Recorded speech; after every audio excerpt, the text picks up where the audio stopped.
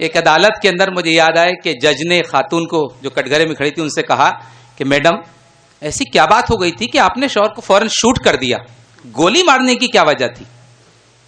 بات ایسی تھی سر میلارڈ, بات ایسی تھی کہ مجھے گولی مارنے کے سوا کوئی راستہ نہیں تھا. جج نے کہا اچھا خیر, جب آپ نے گولی ماری تو اس سے پہلے ان کے آخری الفاظ کیا تھے, کیا کہا تھا؟ میڈم نے کہا میڈم میرے شوہر نے یہ کہا تھا کہ میرا چشمہ اٹھا کے لاؤ شہناز. جج نے کہا اس میں تو کوئی ایسی بات نہیں. بولی لیکن جج صاحب میرا نام تو رضیہ ہے. تو آپ دیکھتے ہیں اس طرح کے عنوانات کو شعری پیکر میں ڈھالنا. اور ایک بات آپ نے محسوس کی ہوگی, عام طور پہ جو طنز و مزاح کے لوگ اس وقت مشاعروں کے بازار میں ہیں, کس قدر پھوڑ پن اور بھونڈا پن, اور یہاں ایک ایک شعر میں تغزل بول رہا تھا, اردو کی روایتیں بول رہی تھی. یہ بہت کامیابی کی بات ہے, یہ بہت فنکارانہ صلاحیت کی بات ہے کہ طنز و مزاح کا شاعر آپ کو اردو کی اس روایات سے بھی واقف کرا رہا ہے اور اردو کے ایسے مصروں کے اوپر تضمیم کہہ رہا ہے. یہ میں ان کو مبارکباد دیتا ہوں.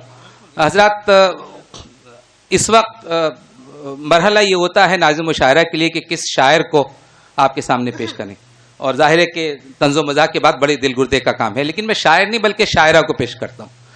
عذرا نقوی کسی تعارف کی محتاج نہیں ہے, پوری تقریباً آدھی دنیا کا انہوں نے سفر کیا ہے, اور اس جہاں بینی نے دنیا کے سفر نے ان کے کلام میں انتہائی گہرائی اور گہرائی پیدا کی ہے.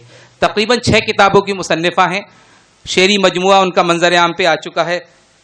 ترجمے بہت کی ہیں, دل کے موسم, افسانوں کا مجموعہ جب آنگن پردیس ہوا, اور اخباری مضامین سعودی گزٹ میں سعودی اخبارات کے اندر جب وہ وہاں تھی مسلسل وہاں لکھتی تھیں, اور اس کا بھی ایک مجموعہ جہاں بنا لیں اپنا نشیمن ان کا منظر عام پہ آیا. اور بڑی بات یہ ہے کہ انہوں نے ابھی اپنی والدہ کا کلیات سیدہ فرحت مرتب کی ہے اور اپنی والدہ کا وہ حق ادا کیا ہے. میں ان سے ملتمس ہوں عذرا نقوی سے کہ وہ تشریف لائیں اس موقع کے اوپر. ویمنس کالج کی ایک طالبہ ہی اس وقت کلام پڑھ سکتی ہے. ڈاکٹر عذرا نقوی, صرف ایک شور مت سمجھ لینا, آپ کچھ اور مت سمجھ لینا, چوڑیاں ہیں کلائیوں میں تو کیا, مجھ کو کمزور مت سمجھ لینا. عذرا نقوی. بہت شکریہ. آپ نے گرلز کالج کے حوالے سے مجھے بلایا ہے جو میرے لیے بہت ہی باعث فخر ہے. اس لان میں اس جگہ جب بھی آتی ہوں تو یادوں کی ایک میلہ لگا ہوتا ہے, لیکن بہرحال یہ موقع نہیں ہے اس وقت کچھ تفصیل کا. ایک چھوٹی سی نظم اس کالج کے نام, لیکن میں جو بچیاں یہاں بیٹھی ہیں ان سے ایک بات پوچھنا چاہوں گی کہ کبھی انہوں نے بہشتی زیور کا نام سنا ہے؟ ہاتھ اٹھا دیجئے بچیاں. اوکے, تو اب آپ سمجھیں گی. اوکے.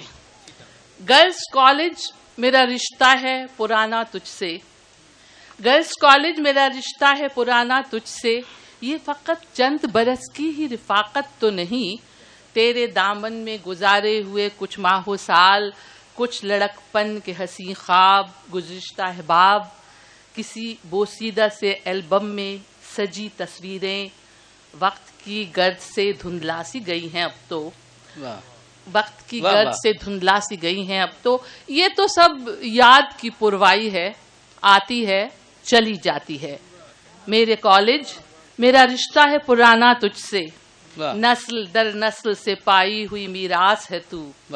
ایک دیوانے نے رکھا تھا جو آندھی میں چراغ, ایک دیوانے نے رکھا تھا جو آندھی میں چراغ, اس کی لو سے میرا دل آج بھی تابندہ ہے, اس کی ذو سے کئی نسلوں کے مقدر چمکے. بچیوں, میں آپ سے مخاطب ہوں. بچیوں, آپ کی آنکھوں میں بھی امید کے روشن ہیں دیے, علم کی دولت بے پایاں سے دامن بھر کر زندگانی کی نئی راہ پر چلنے کے لیے. یہ دعا دیتی ہوں جو خواب ہے مستقبل کے, ان کو ساکار کرو, ان کو ساکار کرو. ہاں مگر ایک ذرا ٹھہر کے اس دور کو بھی یاد کرو, لڑکیوں کے لیے جب صرف روایات کی دیواریں تھیں, ان کی تعلیم تھی کیا صرف بہشتی زیور, ان کی تعلیم تھی کیا صرف بہشتی زیور, اور بس ان کا مقدر تھا بنے صرف تسلیم و رضا کا پیکر. بچیوں, یہ بھی لازم ہے کہ ہم یاد کریں, بچیوں یہ بھی لازم ہے کہ ہم یاد کریں جگمگاتی ہوئی اس شام میں اس ہستی کو جس کے ممنون ہیں ہم. شیخ عبداللہ ہمارے محسن, شیخ عبداللہ ہمارے محسن کس طرح باد مخالف سے لڑے، بچیوں کے لیے تعلیم کا ساماں کر کے ایک نئے عہد کی تاریخ لکھی. ہم ہیں مشکور بہت پاپا میاں، اعلیٰ بھی آج کی شام ہے بس آپ کے نام. واہ واہ واہ واہ. بہت شکریہ، بہت شکریہ. میں ایک غزل ہے جو عموماً اس طرح کی غزلیں مشاعروں میں نہیں سنائی جاتی، مگر آج سننے والے ایسے ہیں کہ میں کوشش کر رہی ہوں. داستان زندگی لکھتے مگر رہنے دیا. واہ واہ واہ. داستان زندگی لکھتے مگر رہنے دیا، اس کے ہر کردار کو بس معتبر رہنے دیا. واہ واہ. اس کے ہر کردار کو بس معتبر رہنے دیا.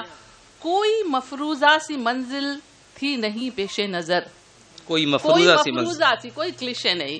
کوئی مفروضہ سی منزل تھی نہیں پیش نظر، زیر پا ایک رہگزر تھی، رہگزر رہنے دیا.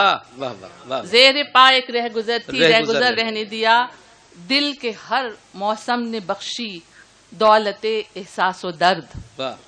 دل کے ہر موسم نے بخشی دولت احساس و درد، صرف اس سرمایہ کو زادے سفر رہنے دیا.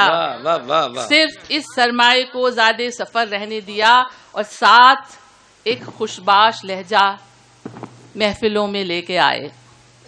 ساتھ ایک خوشباش لہجہ محفلوں میں لے کے آئے. دل کی ویرانی کو تنہا اپنے گھر رہنے دیا.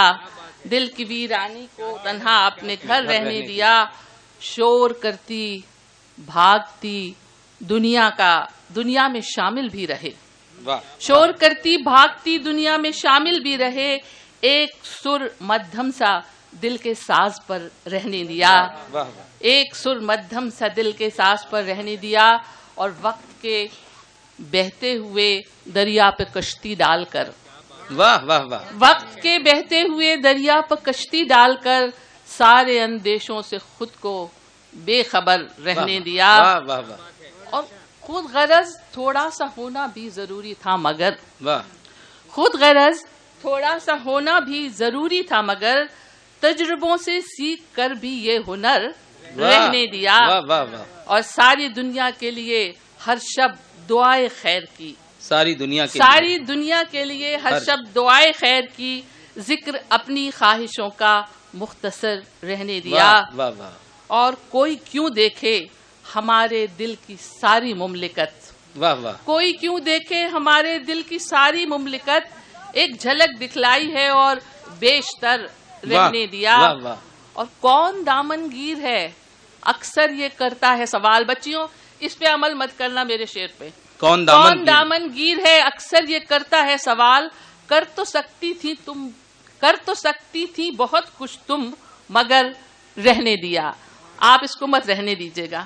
اب بارش بھی آ رہی ہے، اگر اجازت ہو، یہ چاندنی رات ہے اور موقع دے تو میں ایک چھوٹی سی نظم سنانا چاہوں گی. باقی آگے اللہ مالک ہے. چاند کے اس کا عنوان ہے نقرئی طلسم. نقرئی طلسم. جی کہاں چلے؟ بچوں کو آواز تو پہنچ رہی ہے نا؟ ہاں آئی ہوپ کہ ٹھیک ہے. سوری. ہاں.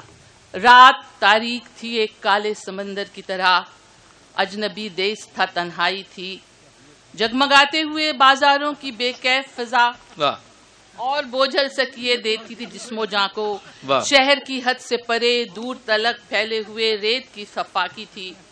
آسماں دھول میں لپٹا ہوا تا حد نظر، کوئی سایہ نہ سراب.